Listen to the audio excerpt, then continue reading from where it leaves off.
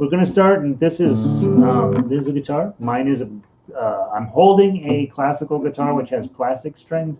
If you have a guitar with metal strings on it, it's perfectly fine. In fingerstyle, we've used both styles of guitar, both plastic strings and metal strings, and whatever makes you happy is what you should play. Generally speaking, we play the guitar that we've had under the bed for the last 20 years, and that one's perfectly fine. It's a good guitar, right? How often should you change your strings? Every year, no matter what. If it's been longer than a year since you changed your strings last, you need to do that. If you are in Denver, I'm happy to do it for you for a very modest fee. I think I'm the cheapest one in town. And if you're not in town or you don't like me, go to the nearest guitar store. They'll have a guy who does string changes. $35, somewhere in that neighborhood is what most of them are charging these days. I'm cheap, so but I think it's about $35. And what type of strings do you need? You don't need fancy strings. You don't need them to talk you into $80 million strings. Let's tune your guitar.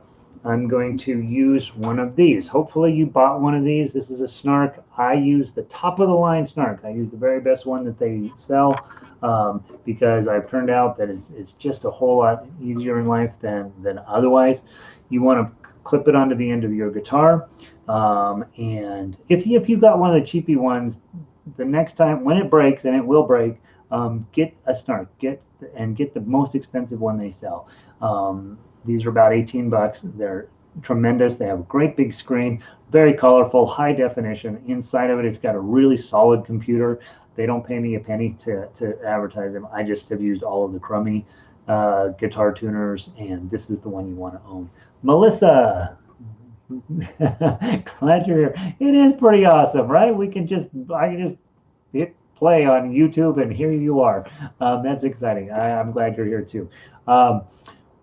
When you're tuning your guitar, let's talk about the phrase that pays. Eddie ate dynamite, goodbye Eddie. That's the phrase that pays. I want you to just put it in your memory banks.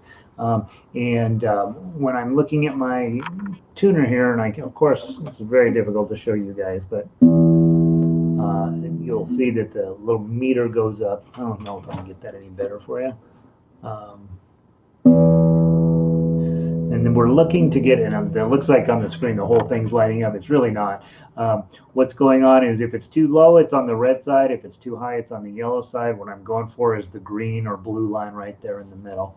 To be perfectly honest, I would rather leave my house without my guitar than without my tuner. That's how important I think these are. Okay, because I'll find a guitar. I may not find a decent tuner. So I'm going to tune up, and this is my E. I'm pre-tuned up, so this is what your E should sound like. And I'm going to move my microphones over here, so it's hopefully a little better. Let me know if the sound's crummy. That's E. Next one is A. Next one is D.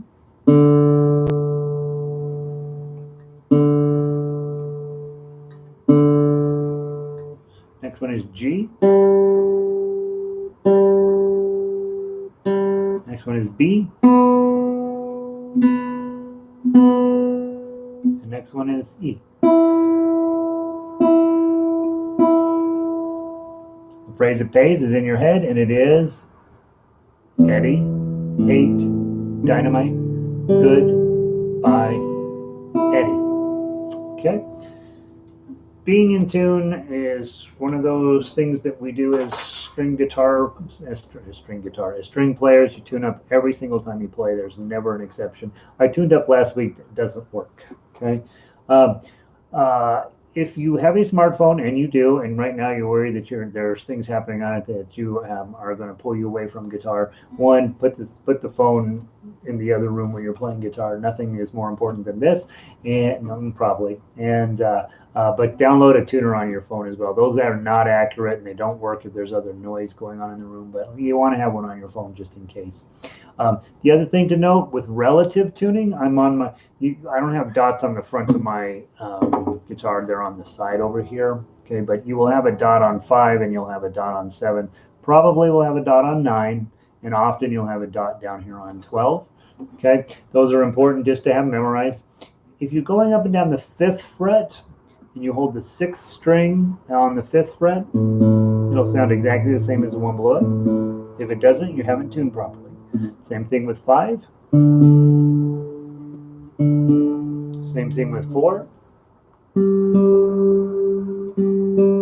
Here's the one you have to remember. The 3rd string you hold on the 4th fret. And then you go back to 5. The 2nd string. So if all those sound the same, you're in relative tune. That's a very handy and helpful thing. That's after I tune up with a meter. Then I go through and I tune up by ear and I make sure that they sound the same. Elizabeth's question is, do G strings ring less? Are they more muted somehow? G strings, there is acres of discussion on the internet about what in the heck is wrong with G string. They do sound different. They sound different. There is probably a scientific reason why they sound different than the strings around them. They have a unique tonality. It's probably because of the resonance, the tonal resonance, which is a science that I don't understand. But you'll often see, back in the day, they used to sell classical guitar strings, and there would be, the material would be one type on this string and a completely different type of material on this string. So G strings absolutely are this strange little critters. They do sound different, and I don't think I have any further information on that other than, yeah, they sound they have a different timbre to them than the other strings around them. All right, now let's go into guitar posture. I always recommend you learn from the classical guitar players and not the cowboys. I like you to hold the guitar up against your body. I like for the neck of this to be a 60-degree angle to the ground. And I also like this uncomfortably close to your face. I mean, like my hand, right, like I can almost touch my nose. We're not allowed to touch our faces anymore, but that's how close it should be. If you decide that you are a cowgirl, cowboy, whatever, and you want to play like this, you can do that. It's not going to serve you long term because there's two things that happen. Number one, in order to play my chords here, now I've got to get my wrist kind of cockeyed and wonky, or I got to have my thumb come way up here, which is not ideal for building hand strength. And so that's not ideal. The other thing is that eventually you're going to be playing at Red Rocks. You're going to put a strap around your guitar. You're going to stand up, and this guitar is going to drop right down straight into classical guitar position when you're performing live for an audience. And it turns out you've been sitting at home on the couch practicing with it horizontal, and all of a sudden you're in a world of hurt. And so I'm just getting you ready for Red Rocks by asking you to play in classical guitar position. It is the better position of the two. Now, when we talk about your left hand, the main rule is the pad of your thumb is going to ride on the back of the neck. I'm never going to see your thumb. I will never see that. Okay? Your thumb is on the back of the guitar like this. It's going to slide up and down here, and it's going to hang out wherever your middle finger is. Your thumb's going to be hanging out right behind that. That's what we want. Okay? Now, what the next thing is, with your right hand, at least for this song, we're just going to pluck the first string until we're not going to pluck it. So let's turn to your sheet music. You've got Brother John in front of you. For those of you who've been around for a while, you should be able to teach this without looking at the paper. You should be able to show somebody else on a guitar, say, hey, I'm going to teach you how to play fingerstyle guitar. And we start doing that by playing melody instead of chords. The chords are less important in fingerstyle. No, I shouldn't say that. Chords are very important in fingerstyle. But we have to play melody because the idea is we're going to play without singing. And so let's start with that. On your sheet music, go right to guitar melody line, and you will see some numbers on there. On there, it says 0240, 0240, and then it says 457, 457, and then we go on from there. What I'm wanting you to look at is 0240. If you're brand new, this is a lot. Open, 240. Look at where my fingers are on the fret. You're almost up front. Open, 2, 4, open, middle, pinky, open. That's the first two measures. And when we talk about measures, those are the vertical lines that are running through your sheet music. We're going to be getting that 0, 2, 4, 0 as smooth as possible. If you are a more experienced player and you're going to be teaching that, the big thing is making sure their thumb position is in good position. Their middle and pinky are the fingers they're using. If they end up using an index and a ring, we'll let that go, right? But what we don't want is for this.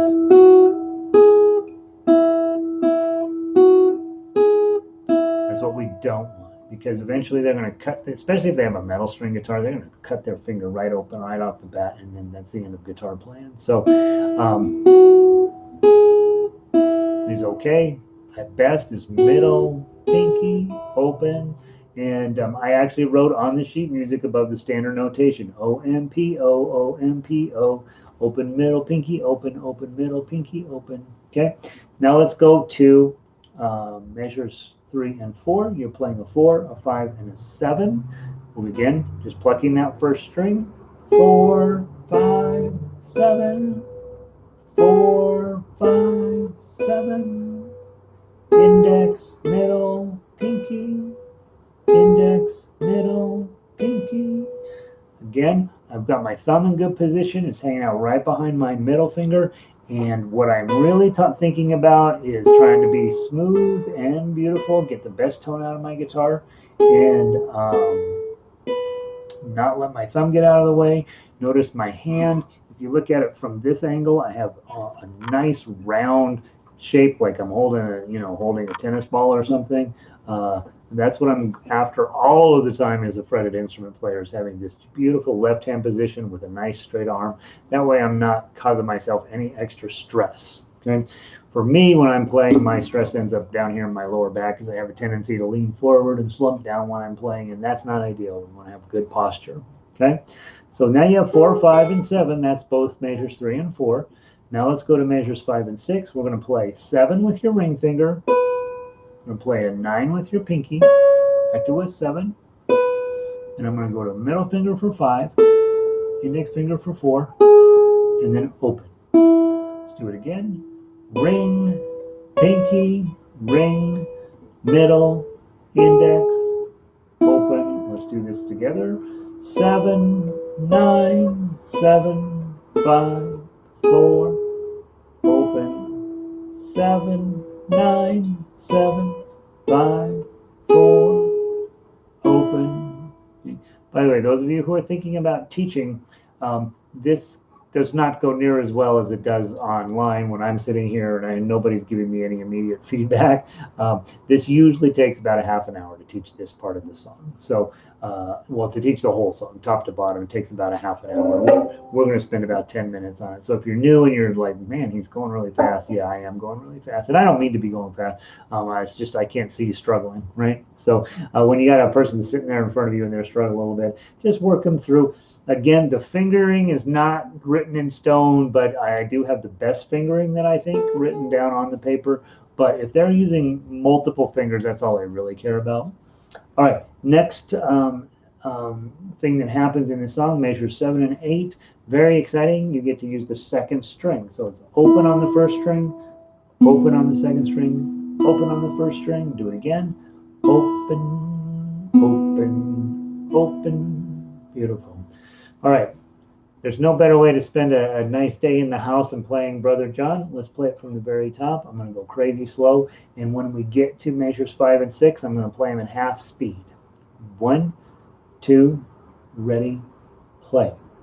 0, 2, 4, 0, 0, 2, 4, 0, 4, 5, 7, 4, 5, 7, 7, 9, 7, 5, 4, 0, 7, 9, 7, 5, 4, 0. First string, second string, first string, second string, first string. Let the guitar do all of its ringing out before you reach down and stop it. Don't stop it like this. Stop it by taking your hand and dragging it up from the bridge onto the strings. Okay, I blew the ending there. I hit 0 and then I hit that string instead of this string. Okay, it is possible as a guitar player you're going to hit the wrong string once in a while. The biggest thought process there is didn't happen. Just didn't happen. Move on. Just never ever admit to mistakes. I think guitar players are better at this than a lot of other musicians. We get big egos, and so we get real good at just there are no mistakes. Just move on. Don't even acknowledge that it happened. When truthfully, that's the right way to approach music. You're going to make a lot of mistakes. If you're not making mistakes, you're not making music. And when you do make a mistake, move on to the next note. If you consistently make a mistake, then that's when you go back in practice time and really study. What the heck? Why do I keep blowing that? And that's what we do there. I'd like to play it one more time, and then I'm going to play it at full speed. So one more time at real slow speed, and then we'll play it faster. 1, 2, ready, play.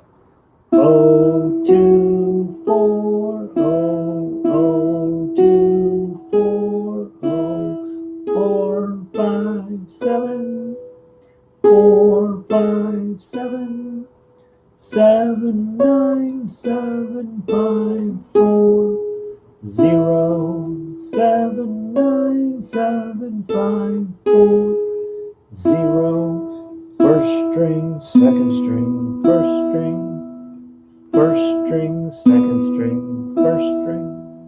Boy, that's a pretty song. Now, measures 5 and 6 are supposed to be played much faster. They're supposed to be played as dun dun dun dun dun dun. So we're supposed to play those quite a bit faster. Music is always relative, so if you've got to play something real fast, start the rest of it a little bit slower. Okay, we're going to slow the whole song down just a smidge so that we got a better chance of playing 5 and 6 in correct tempo. This is the part you'll work on at home if you're new. 1, 2, 3, 4. 0, 2, 4, 0, 0, 2, 4, 0, 4, 5, 7, 4, 5, 7, fast. 7, 9, 7, 5, 4, 0, 7, 9, 7, 5, 4, 0. First string, second string, first string, first string, second string, first string. Let the thing ring out. Reach down and stop it. Okay? If you are a teacher, this song has got everything that you need. I would not spend a ton of time on tough uke at this level. Just show them if you're feeling like, hey, I got to show off my guitar skills and go through and play the tough uke, tough axe for them. If you don't know what tough axe is yet, don't worry about it. It's a level 2 and a level 3 skill. Basically what we're doing is taking the chord and combining it with the melody. Speaking of chords, the other thing as a teacher, you do have to teach them about repeats. Remember when you play into measure 8, if you play into measure 8, you are required to go back up to measure 1. If you don't want to go back up to measure 1, you play through 7, skip measure 8, and then play measures 9 and 10 to finish up. So just remind yourself, if I go into measure 8, I am positive at 100% I'm going to go back and play the whole song over again. If I don't want to go back to the top, I'm not going to play measure 8. Okay, so teaching repeats is something that all of us as teachers have to teach how to do it, and then all of us as musicians have to be clear what we're really going to do. When we play into a repeat, we're promising ourselves we're going to go back. Okay, other piece of the puzzle, we got to learn how to do an E chord. E chord, always chase your index finger around when making chords. This one was going to start 1st fret, 3rd string, middle finger on the 5th string, 2nd fret, and then your ring finger, 2nd fret, 4th string. Did I say that right? I mean, right? 3rd string, 1st fret, 5th string, 2nd fret, 4th string, 2nd fret. Okay, that's an E chord. See my thumb peeking out there? We don't want that. Okay, that's what we're going to be playing. Okay. You can hit all 6 strings, right?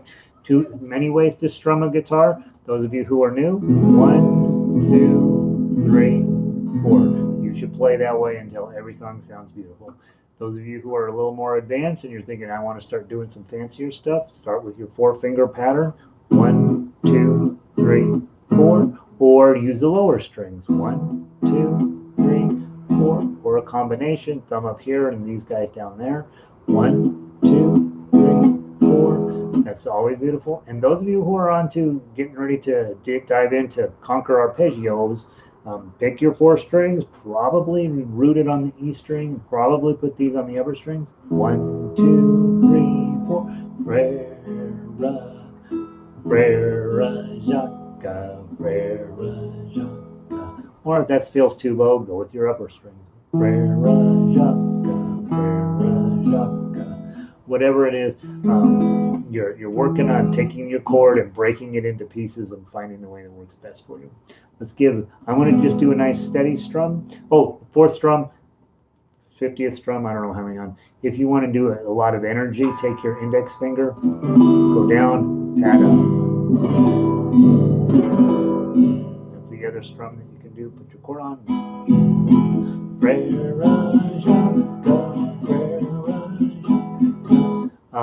Notice I don't have a pick in my hand. The reason we don't use picks in fingerstyle is you're going to need all 4 of these fingers to be used as picks when you are picking out all of the stuff that we have to do. And so playing with a pick is for flat pickers, and it's a different style of play than why we work on here. Finger style is sort of a mixture between folk and classical, and so we don't use picks. We get rid of that, okay? Because you're going to need to use all these fingers. Okay, let's sing it real quick. I apologize about my singing. I'm not a singer. You'll get the idea. 1, 2, 3, 4. Frère Jacques, dormez-vous, dormez-vous. Sonnez les matines, sonnez les matines, ding, ding, dong, ding, ding, dong. Let's do it again. Frère Jacques, dormez-vous, dormez-vous. Sonnez les matines, ding, ding, dong, and ding, ding, dong. Okay, so I switched. I was doing, unfortunately, a 6 pattern inside of 4, so I kept having to reset my thumb as I was going along. That was not a very effective arpeggio, but there's something for you to mess around with. See what you can do. Again, we're going to skip tough acts in level 1. We just know it's there. If you start teaching this stuff, you probably want to get where you can show that off and say, "Oh, look at me." Okay. I did get a message from somebody who had been taking a lesson, took a series of lessons at one of our local schools, and his comment was, well, that teacher seemed to be a whole lot more interested in showing us what he could play. And I thought, yeah, that's unfortunately how many of these musicians end up with, I'm not that great of a teacher, but I'm a pretty good player, right? I think I'm sort of the opposite. I think I'm a pretty good teacher, I hope. And playing, yeah, I'm okay. All right, let's move on to level 2. I can't remember what song we're working on. What song are we working on, you guys? Let me go peek. Oh, Deo. Oh, this is very exciting. I wrote this, I added this into level 2 a couple months back, and republished the book. And so this is really, I think, my first opportunity to play Deo with you guys. Okay, level 2 songs, we're really working on switching from chord to chord to chord to chord to chord. Okay, and every song in the level 2 book is a 2-chord song, and you can download all of those sheet musics on the denverguitarorchestra.com website. On the sheet music page, you can download every single piece of sheet music in that level. None of the instruction stuff is posted on there on purpose, because I'd like for you to come take lessons from me if you want. If you are out of town, I can do Skype and all that stuff. But the sheet music is there, and you can start working on it now if you want. In this song, we're going to be using the D chord. Okay. If you hit the 5th string, it's okay. If you hit the 6th string, it's not okay. So try just to hit the bottom 4. D, D, D, D, D. And then your other chord is A in this song, which is right here. So D chord, index, middle, ring. And A chord, index, middle, ring.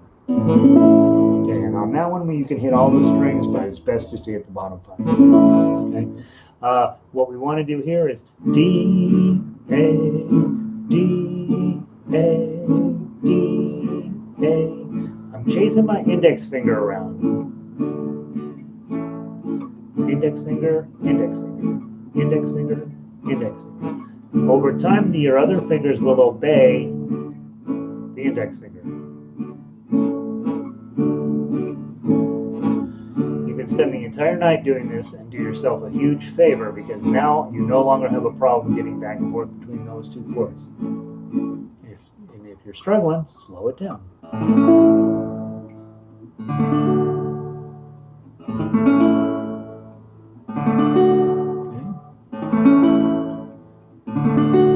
Working on higher level stuff and you want to do your arpeggio picking, I'd just use the middle 4 strings. 1, 2, 3, 4. 1, 2, 3, 4. 1, 2, 3, 4. 1, 2, 3, 4. 1, 2, 3, 4. 1, 2, 3. Okay, and so that's what you're doing. Just getting comfortable getting between those two chords. Switching from D to A and A back to D is coming up in your life as a guitarist. So just spend a little bit of time working just on that one particular skill, but just put the songbook away. If you can feel really comfortable with that, that's something you want to have. Okay? I'm going to try to sing this song. I am not Harry Belafonte by a long shot. It's in 4. Get your D chord on. 1, 2, ready, go. Day-o, day-o, daylight comes and we wanna go home. Day-o, day-o, daylight comes and we wanna go home. Hey, Mr. Tallyman, tally me banana, daylight come and we wanna go home. Hey, Mr. Tallyman, tally me banana, daylight come and we wanna go home. 6 foot, 7 foot, 9 foot height, daylight come and we wanna go home. 6 foot, 7 foot, 8 foot bunch, daylight come and we wanna go home. And so that's it. I can't sing "We're Sour Apples," but you're in your head, you're kind of hearing a tune, getting back and forth between the chords. If you're a singer, you're in much better shape than I am. You can go through and mess around with that. It's pretty close to Harry Belafonte's version, a little bit different, a few changes in there. The biggest one is measure 12. I was cruising on A and I thought I was supposed to switch to a D, and I switched too early and ended up getting stuck there. So make your decision about whether you want to play what's on the page or whether you want to play your version of Harry Belafonte's version. And so I'm trying to play what's on the page since we're working together. At home, you can get away with the other stuff. Okay. Now, let's go through and pluck the melody. Level 2, hopefully level 1, you've got that idea of what you're supposed to do. You may still be struggling a lot with actually doing it, but you basically know what you're doing. Level 2, we really want you to be able to pluck that melody. Okay, so I'm not going to spend a ton of time talking about it, but I do want you to generally think about, hey, I'm going to play my 1s here, my 2s here, my 3s here. There are a few 4s that sneak into this song. There's plenty of 5s that sneak into this song. Now, they're solo 5s, so they're not turning into 7s or 9s that later on. So for the most part, I'm going to grab my 5s with pinky. There is a couple of places where that's not going to work out. We've got a couple of 10s that show up. And in that case, I'm probably going to grab the 5 here, and then I got to check where your 10 is, okay? It's going to be right beyond the 9 dot. Okay, that's 10. And so just be aware you're going to have those 10s showing up, and you're going to have to be ready for them. Okay, let's go nice and slow. 1, 2. Sorry, I lost my voice. 1, 2, 3, 4. 3, 2, 3, 2, 0, 2, 4. 3, 3, 2, 2, 3, 0, 3, 0, 2, 5, 3, 2, 3, 2, 0, 2, 4, 3, 3, 2, 2, 3, 0, 3, 0, 3, 2, 5, 5, 2, 2, 5, 3, 3, 3, 0, 2, 2, 3, 3, 2, 2, 3, 0, 3, 0, 2, 5, 2, 5, 5, 2, 2, 5, 3, 3, 3, 0, 2, 2, 3, 3, 2, 2, 3, 0, 3, 0, 3, 2, 5, 2, 2, 5, 2, 5, 10, 3, 3, 2, 2, 3, 0, 3, 0, 2, 5, 2, 5, 2, 2, 5, 2, 5, 10, 3, 3, 2, 2, 3, 0, 3, 0, 3. And then you're supposed to repeat. Okay, so at the end of measure 6, you got the double bar with the 2 dots. That means, hey, go back and play it again. For most of us, by the time we get to the double bar, we're exhausted and we're not about to do the repeat. But you should, right? When you're at home and you're working on this and you're trying to become a better musician, do the repeats. Do the repeats. When you're in lesson or when you're in group, we may or may not do the repeats. But I just think learning to obey repeats as a musician is an important skill, so that you get to classical music and they got 400 repeats floating around in there, and you're like, what in the heck am I doing with all these repeats? You will be so used to just doing them that it doesn't strike you as a weird thing to do at all. All right, so that's the melody. Okay, if you don't know this song, which you don't if you are younger than I am, go listen to it on YouTube. Harry Belafonte, he's a I think Cuban, I want to say Cuban singer. He's wearing a vest and no shirt, and he's super, super sexy.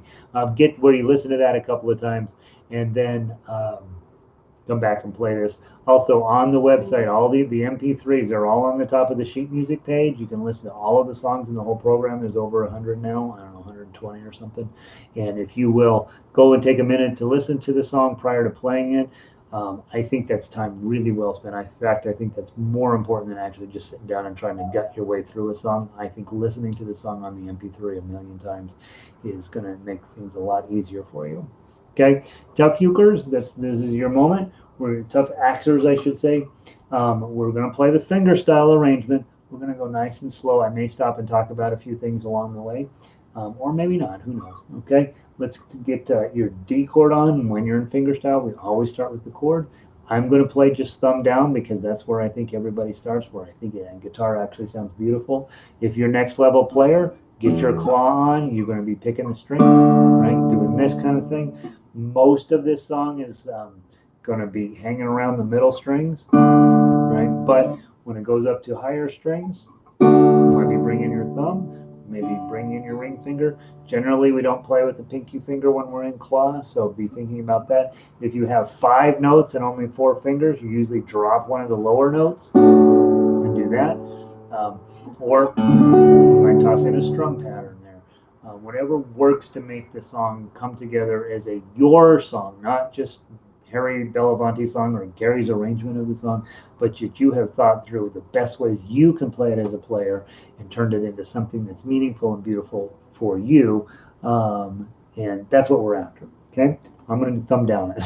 Here we go. 1, 2, nice and slow. Strum, strum, strum, 2, 0, 2, 4. Strum, strum, strum, strum, 3, A chord, strum, pinky, O, bar, 5. Let's go back and do that whole section. There's so many cool techniques that are happening here. First off, you're starting with that D chord. D, O, right? And I'm actually hitting the A string on purpose there just to get a little more depth to it. Day-o. And then you're going to go into it a little bit deeper. Day,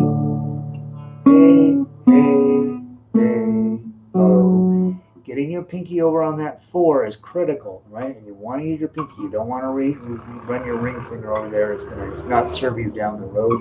You really want to have your pinky there.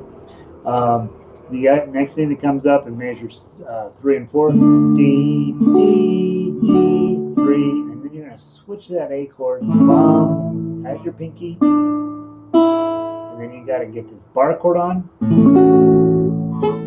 and then use that pinky way up here, trying to get a clean tone out of it instead of the quank that I just got. All right, let's do that first line again. 1, 2, 3, 4. Strum, strum. Strum 2, 0, 2, 4.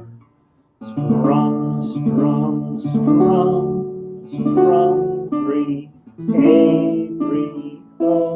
Bar 5. Again, keep going. Strum, strum, strum 2, 0, 2, 4. Strum, strum, strum, strum 3, A, 3, O, strum. Beautiful, keep going. Strum 5, 5, strum 2, 5.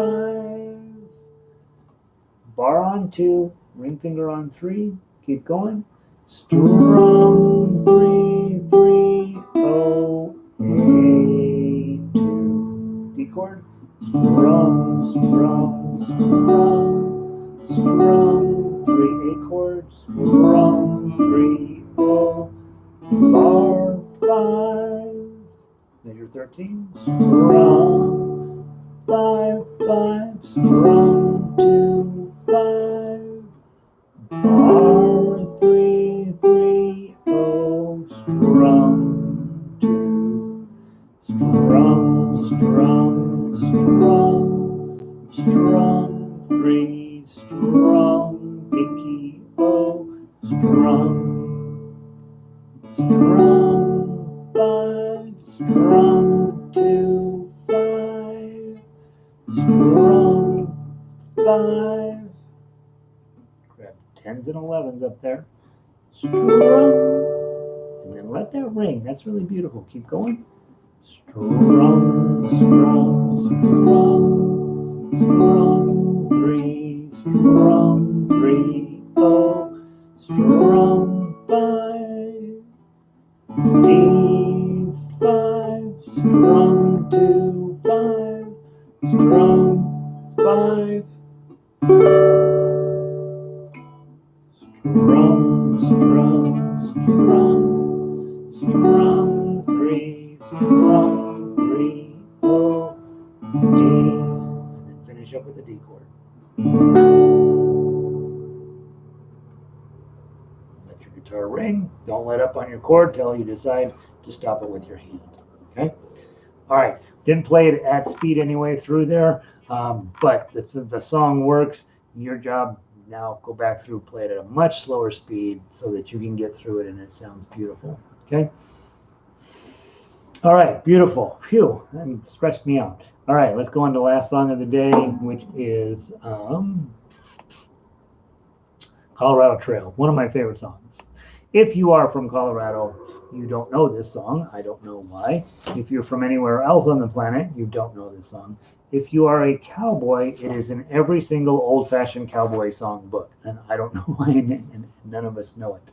I want to, we're going to play through the 3 ways, and then I'm going to probably send you home with the activity of working on the arpeggio for those of you who are at that, that high level where you're really trying to start to master the finer subtleties of playing guitar. And right now, some of you are like, man, I'm just trying not to have it punch me in the face. And others of you are like, yeah, I've got this. This makes sense. This arpeggio pattern that goes through here actually is unbelievable cool if you can get it just so. All right, I want to go through. We're going to play it by the chords. A couple of typos that I think I want you to just make a note on your paper or just be aware of. where it says A minor and it has the 5th fret A minor, that A minor, don't play that if you're just going to sing and strum this. Just play your regular A minor.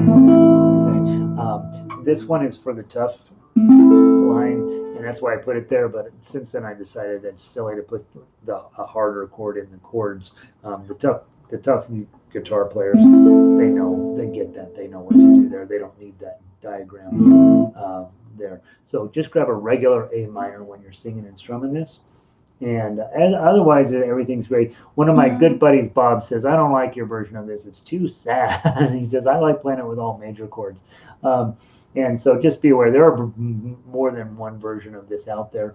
I went with this one because I do think it's got a depth of sound and a real beauty to it that's worth knowing. Okay, we're going to start with your C chord. Hopefully all of you are starting at level 3 to master C chord. It's not an easy one. Index, middle, ring. Okay, I fight C chord as one of those chords that's really challenging for me. Next chord, G chord. I've had that all the way since level 1. Index, middle, ring. Okay. If you do the folk style one, which is middle, ring, and pinky, that's okay as well. And if you do the professional G, which is index, middle, ring, and pinky, that's okay too. Next, and that's it. That's the 3 chords in the whole song. There are no other chords. Okay. Let's play it through one time. Repeats. We're going to play down through 14. We're going to skip measure 15 and 16 because that sends you back up to the top. And we're going to play 17, 18, and 19 to finish out. So play all the way to the end for me, please. One time through. 1. Oh, by the way, you're changing chords every 2 beats. So don't fall asleep. The minute you get your chord on, you got to read ahead to see what your next one is. That's level 3 playing for sure, is you get your chord on and immediately start thinking about what the next chord is. So I want to play C, and I'm already thinking G chord. I'm already thinking A minor. Okay, and so that's what we want to do. Okay, always be reading ahead. 1, 2, 3, 4. Eyes like the morning star, cheeks like a rose. Laura was a pretty girl, everybody knows. Weep all ye little rain, wail, winds wail, all along, the Colorado Trail. 2, 3, 4. Okay, I love the song. I don't know why we didn't learn it growing up in Colorado, but I love the song. The nice soft pacing on that. I think when we go from A minor over to the C, just beautiful resolution on that. Really gives your guitar a huge depth of tone. Really, really nice. I would warn you that Laura doesn't make it to the end of the song, by the way. She's dead by the time it starts, so don't be too sad. All right, next thing is let's play the melody. Okay, again, listen to the MP3 because the chance of you knowing this song are pretty small. Listen to it a lot until you get the idea. It's way better than my singing. Okay, from the top, 1, 2, 3, 4.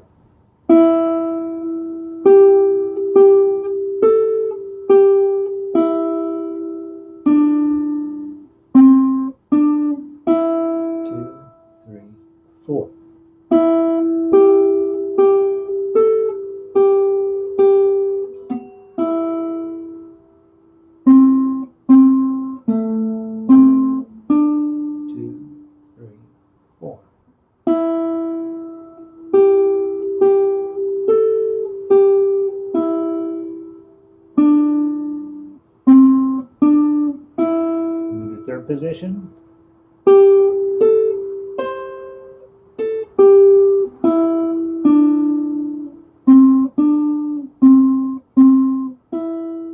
Let's play it again. 2, 3,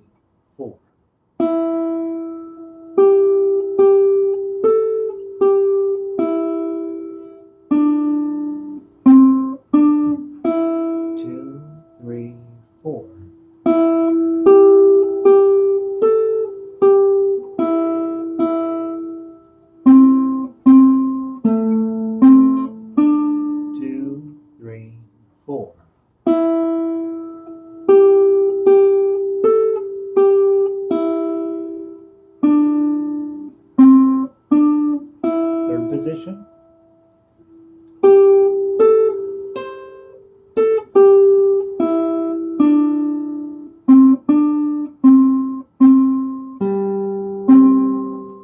This thing ring out to the end.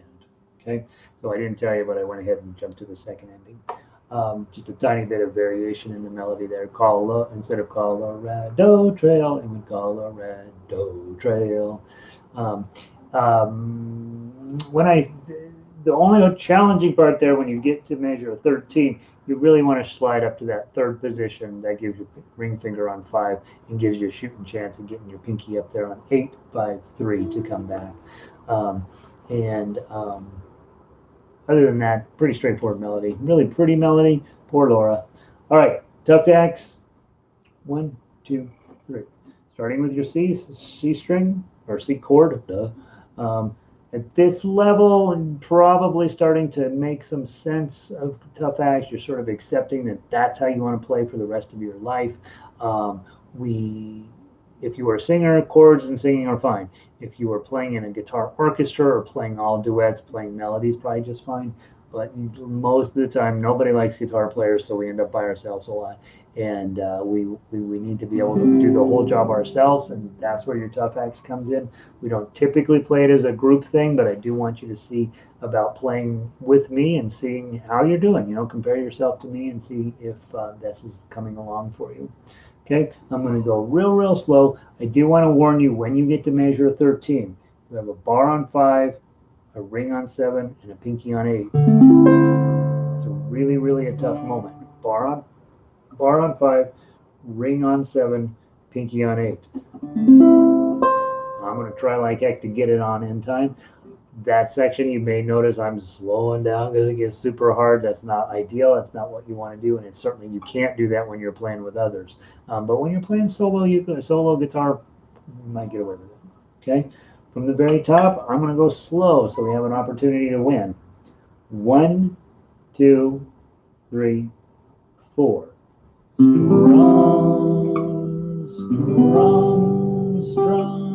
Strum. 3.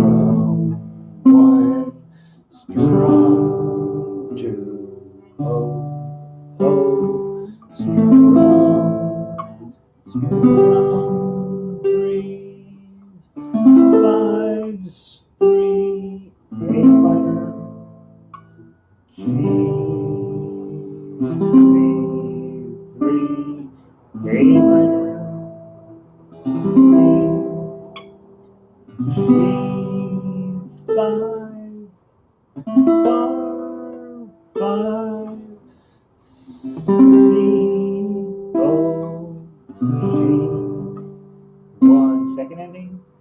G, 1, C, 2, 1, C.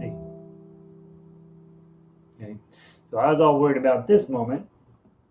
Bar 5, ring, and that's the moment I was all worried about getting started with the song. Turns out that what I just found out is I need to practice this C chord with getting my pinky up here on 3. Right? And so tonight, hopefully, I'll have time to sit down and study that. We got 6:24. We got just enough time to talk about the arpeggio picking. Okay.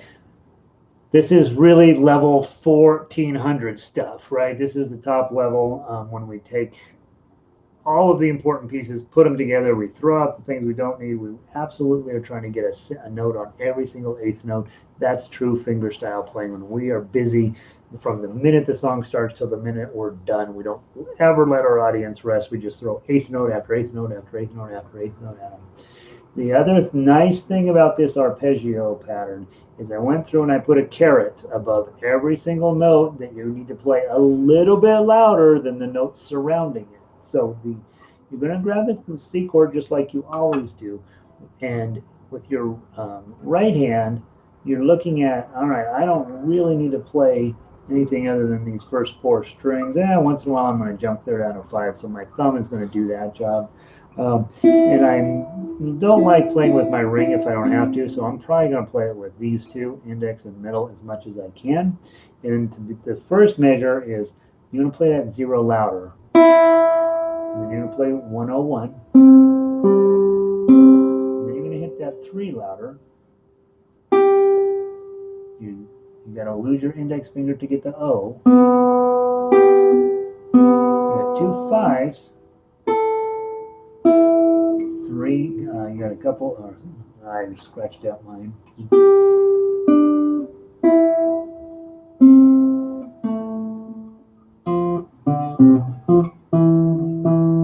gotta get the minor on. Okay, so you're working on, and unfortunately I scratched a bunch of my stuff out. I can't even read it anymore. Do I have my pencil? I can't erase it. What did it used to say? So it used to say a 0. All right, so I go back through, probably just practice those two measures. Oh, 1, oh, 1, 3, oh, 3, oh, 5, 5, 3, oh, 1, 2, 2. That's what you're after. Trying to get those top notes with the carrots to be a little bit louder than the other notes. And I think you'll end up with being really pleased with your overall result. I'm not going to run through the whole thing with you because, frankly, to be perfectly honest, I didn't have a chance to practice it today. But I do know positively that it works, and it absolutely sounds amazing. And what I want you to think about is, hey, am I at that level yet? Everything Gary said today feels like review, then I should be working on the true fingerstyle stuff.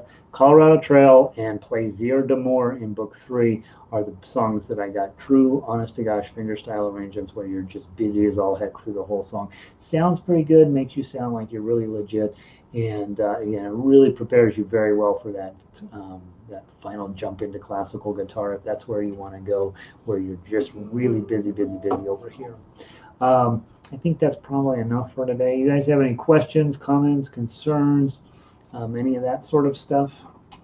I'm going to put the guitar to the side. I have obviously had poor posture today because my back is on fire. And hopefully some of that made sense. Any questions or thoughts? Tomorrow is Friday. That will probably, I might take Saturday off. I'm trying to decide. I'm not 100% positive yet, but I'll let you know for sure tomorrow if we're going to not have a lesson on Saturday. I do want to thank you guys for being here and continuing to push forward. We're in weird times, and it sure is nice to have some other people to sit down and play guitar with. Hopefully I'm teaching you something. Hopefully you're teaching me something. If you want to chat, please go to the Denver Guitar Orchestra website, denverguitarorchestra.com, and just send me an email and let me know what you've been thinking. I get lots and lots of stuff from the ukulele players, so I love it when I get a guitar player email. You bet, Melissa. Have a wonderful week or a wonderful night, and I will see you tomorrow, and then we'll talk about whether Saturday would be a day to take off or whether we just want to keep going. Love that you're here, Linda. I hope you're learning something from me, I hope. And you guys have a wonderful night. I will see you tomorrow. Thanks, Alan.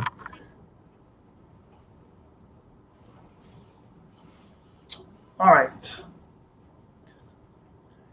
Good night, Elizabeth. Have a wonderful night. I'm going to end the stream. Have a wonderful night, you guys.